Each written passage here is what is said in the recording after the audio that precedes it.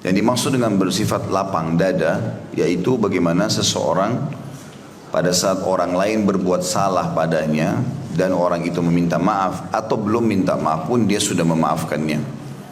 Dan ini adalah terapi kejiwaan yang sangat luar biasa, karena dengan kita selalu tidak menjadikan beban dalam diri kita dan jiwa kita apapun yang telah terjadi di sekitar kita, kita anggap itu adalah urusan dunia yang sederhana, yang mudah untuk dilalui, maka hidup kita akan tenang.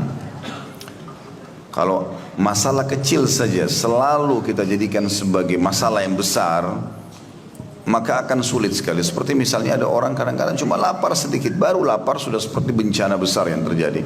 Atau mungkin hanya karena haus sedikit.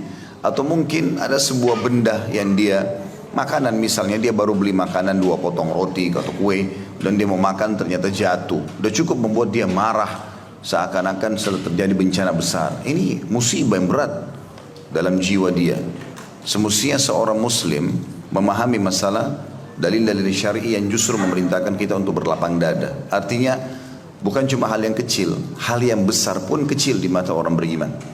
Jadi walaupun musibah yang besar, meninggalnya orang yang dicintai, hilangnya harta yang besar, ya, meninggalnya anak atau apalah kira-kira yang besar-besar yang dianggap mungkin memang musibah yang membuat orang wajar sedih, itu pun kecil di mata orang beriman. Karena bagi mereka akhirat ada. Kalau meninggal seseorang yang kita cintai, dia tidak hilang. Dia hanya sekedar pindah alam saja dan mendahului kita. Dan kita sebagai orang beriman faham, nanti kalau kita meninggal pun kita akan bertemu dengan dia. Ya, pertemuan antara orang beriman di alam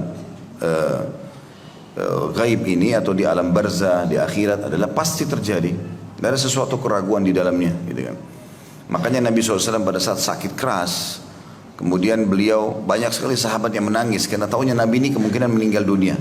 Maka Nabi SAW sambil tertitah atau tertatih-tatih datang keluar ke masjid, kemudian beliau naik di atas mimbar, lalu beliau ceramah mengingatkan orang. Di antara kalimat beliau adalah, wahai sekalian manusia, jangan kalian sedih karena pertemuan kita yang sebenarnya justru di haudku, di kualaku nanti, ya, di hari kiamat.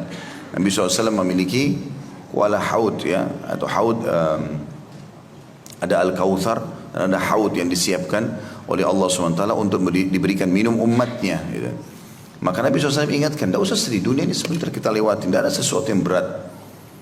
Kita akan ketemu di akhirat. Begitu juga dengan hilangnya harta. Seorang muslim jadikan sebagai bahan muhasabah. Mungkin ada pendapatan haram yang masuk di situ, ya, atau mungkin dasarnya memang itu uang haram yang Allah tidak ingin kita makan, ya. Selama itu uang halal tidak akan hilang, teman-teman sekalian. Sebagian ulama memastikan kalau sesuatu benda dibeli dengan uang halal tidak akan hilang.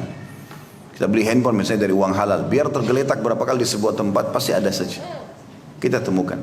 Tapi kapan benda itu hilang, berarti ada sesuatu di situ.